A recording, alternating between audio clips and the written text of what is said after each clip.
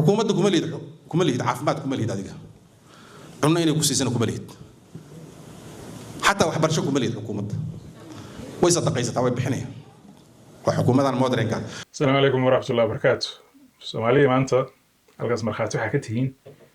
ninka oo halkaas hadal xumada la taagan uu ka hadlayo baa markhaati ka tihiin. Marka saas waxa uu hadlayo waxa weeye waa wasiirka cadaaladda ee dowladda Soomaaliya wey Xasan Macalin Maxamuud baa magaciisa la dhahaa. Marka halkaas waxaa markhaati ka tihiin ninkaas in wax dowladda la dhahayo inuusan fikrad ka haysan. Waxa weeye cilmi muslim lama haysto, cilmi maadina lama haysto. Marka waxa weeye ninkaas waa nin faaruq ah wey.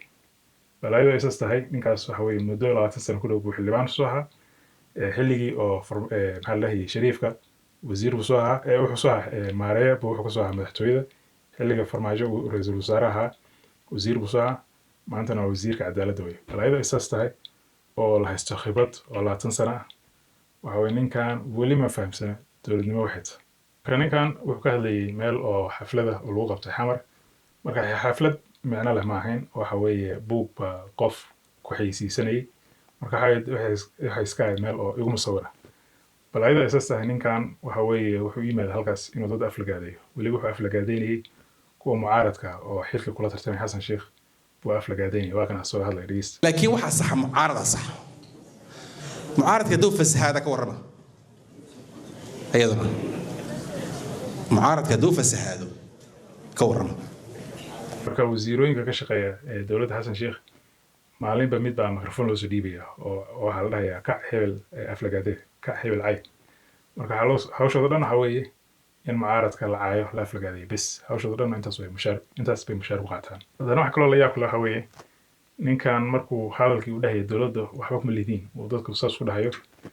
waxa weeye ashinkiisa u fiirsado soo hadal ku dhahayo yaa wajidaan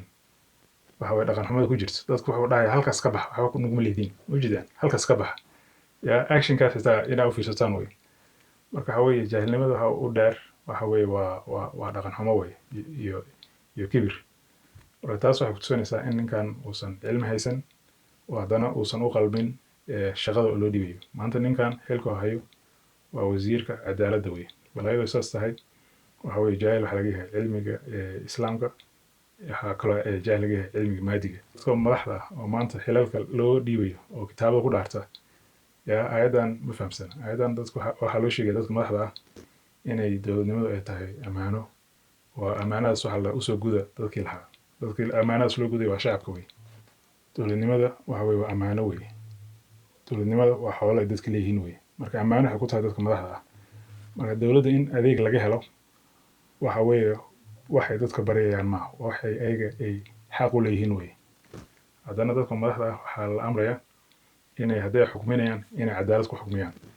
balaayadu ay saas tahay maanta dadka maanta xilalka loo dhiibo waxa weeye jaahil bay yihiin marka niman oo aan cilmi muslim haysan aan cilmi gaalaan haysan ba xilalka loo dhiibo sababtoo oo saas loo sameeyo waxa weeye waxa la rabaa musuqmaasuqada in la fududeysto marka ninkan inta uu Xasan Sheekh uu dhulku boobay waxa wasiirka cadaaladda Xasan Macalin baa intaas dambi intaas dhacaysay uu jiif oo mushaar ku qaadanay oo waxa way xilkiisa uu gabay bal fiirsada bal hadda waxa arkaynaa intuu ninkan uu wasiirka cadaaladda inta dambi uu Xasan Sheekh ku kacay fiirsada watana inta uu Sheekh Cabdi Xirsi uu ku sharaxay fiirsada waxa kamid ah waxyaabaha la yaab kale madaxweynuhu wuxuu iibsaday inta uu dhul iibsaday baan idin tirinayaa wuxuu iibsaday dhulkii difaaca cirka wuxuu iibsaday zona K wuxuu iibsaday warshadii caanaha wuxuu iibsaday warshadii daawada wuxuu iibsaday dhulkii dabdamiska hawlaha guud Saybiano wuxuu iibsaday warshadii taraqii sigaarka warshada birta hotel Taleex warshada galeyda tarabuunka iyo zona banaadir sare iskuulkii anagu aan ka soo baxay dhulkii xerada Bangala dhulkii xerada Curyaamiinta shiir kale ofishaale bangaariyada airportka siliga Tawfiiq bankiga dhiiga wasaaradda arrimaha gudaha qaybta Buulaxuubey warshada hubka warshadda kabka sorry warshadda kabka dhulkii Casa Italia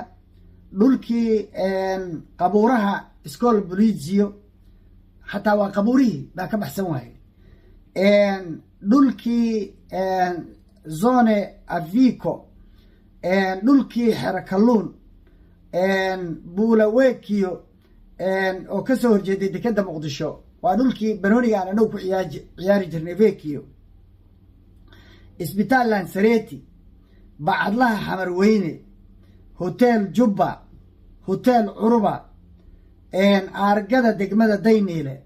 warshadda birta wasaaradda xanaanada xoolaha ex control afgooy ku taalay wasaaradda caafimaadka degmada Boondheere dahablaha dhulkii dahablaha suuqii Xamarweyne dhulkii suuqa Siinaay suuqii bilaaja carab wax uu ka tegay oo madaxweynaha u haray ma jiraan haddana wuxuu rabaa wasaaradda gaashaandhigga hadda ka hor waxaan sheegnay inuu gaday oo iyaduna ku jirta dhulka aan la sheeginna ah villa Soomaaliya dhabarkeeda dhulkii ku yaalay ciidamadu ay deganaayeen inuu ka iibiyo nin hadda xildhibaana oo isaga saaxiibkiisa oo ka waayay Xasan Macalinow haddii aan dowladdan wax ku lahayn maxaan dowlad ku leenahay oo sheeg xukuumaddu waxaa ku leedahay amni inaad keeshida ku leedahay cadaalad inaad keeshida ku leedahay inaad nabad keeshida ku leedahay intaasaan bixinaa haye cadaalad ma aragteen Soomaaliya bal weydiina bal reer xamar wartado cadaalad ma aragteen saamiya saan ilaahay xaqiisamiya saan inaa la galo ilaahay xaqiisamiya meeshaan saak dhibal weynaa ka dhacay ciidoo la hurdaa la jiifo waxaa la soo istaajiyay baalle ciidana la keensaday xasan dhul cuna ha dhaco dhul cuna ha dhaco xasan ha dhaco marka saa dadkaas ka maqlayseen waxa weeye ninkii Xasan Macalin ahaa hawshiisa inuu gabay